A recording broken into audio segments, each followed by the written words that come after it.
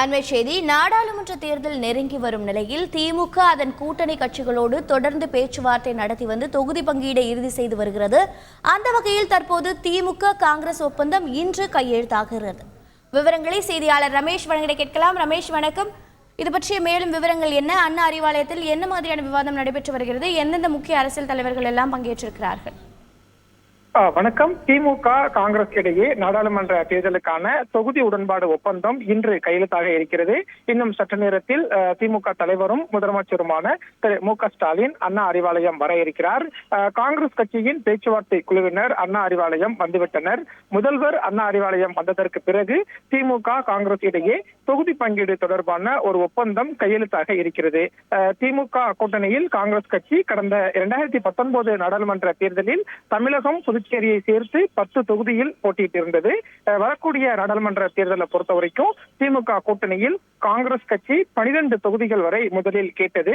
அதற்கு பிறகு 10 தொகுதிகள் வரை வேண்டும் என்பதில் காங்கிரஸ் கட்சி உறுதியாக நின்றதால் திமுக காங்கிரஸ் கூட்டணி இடையே அடுத்த கட்ட பேச்சுவார்த்தை நடைபெறுவதில் தொடர்ந்து தாமதம் ஏற்பட்டது. குறிப்பாக திமுக காங்கிரஸ் கூட்டணியில் இழுபறி என்றெல்லாம் செய்தி வந்தது. இந்த சூழல்ல ஒரு 40 நாட்களுக்கு பிறகு திமுக காங்கிரஸ் இடையே கூட்டணி தொகுதி உடன்பாடு தொடர்பான ஒரு அடுத்த கட்ட பேச்சுவார்த்தையாகத்தான் இன்று நடைபெறுகிறது. இன்றைய தினம் பொறுத்தவரைக்கும் ஒரு பேச்சுவார்த்தையாக மட்டும் இல்லாமல் தொகுதி உடன்பாடு ஒப்பந்தம் என்பதும் கையெழுத்தாகிறது. திமுக கூட்டணியில் காங்கிரஸ் கட்சிக்கு 9 அல்லது 10 தொகுதிகள் மீண்டும் ஒதுக்குவதற்கு வாய்ப்பிருப்பதாக சொல்லப்படுகிறது.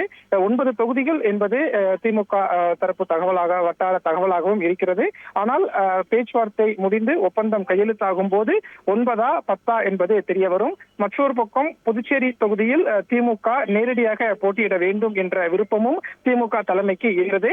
காங்கிரஸ் கட்சி மீண்டும் புதுச்சேரி தொகுதியை கடந்த முறை போன்றே எங்களுக்கு ஒதுக்க வேண்டும் என்று கேட்டு வருகிறது. எனவே தமிழகத்தில் 9 தொகுதி, புதுச்சேரியை சேர்த்து 10ஆ அல்லது தமிழகத்தில் மட்டும் 9 தொகுதி ஒதுக்கப்படுமா என்பது இன்னும் ஒரு 10-15 நிமிடத்தில் நமக்கு தெரிய வரும். இப்படியாக திமுக காங்கிரஸ் இடையே தொகுதி உடன்பாடு ஒப்பந்தம் என்பது இன்னும் சற்று நேரத்தில் கையெழுத்தாக இருக்கிறது. திமுக கூட்டணியில் ஏற்கனவே மற்ற கூட்டணி கட்சிகளுக்கு, அதாவது விசிக, மதிமுக, 2 கம்யூனிஸ்ட் கட்சிகள், IUML, கொங்குநாடு மக்கள் தேசிய கட்சி, மதிமுக உள்ளிட்ட கட்சிகளுக்கு தொகுதி உடன்பாடு ஒப்பந்தம் என்பது ஏற்கனவே கைதாகிவிட்டது. இன்றைய தினம் மக்கள் நீதி மய்யம் கட்சிக்கும் திமுக கூட்டணியில் ஒரு மாநிலங்களவை சீட் என்பது கொடுக்கப்பட்டுவிட்டது.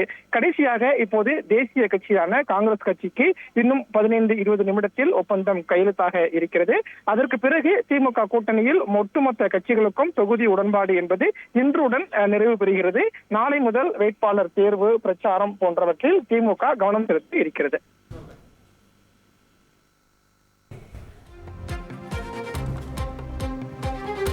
தகவல்களை வழங்கியதற்கு நன்றி ரமேஷ்.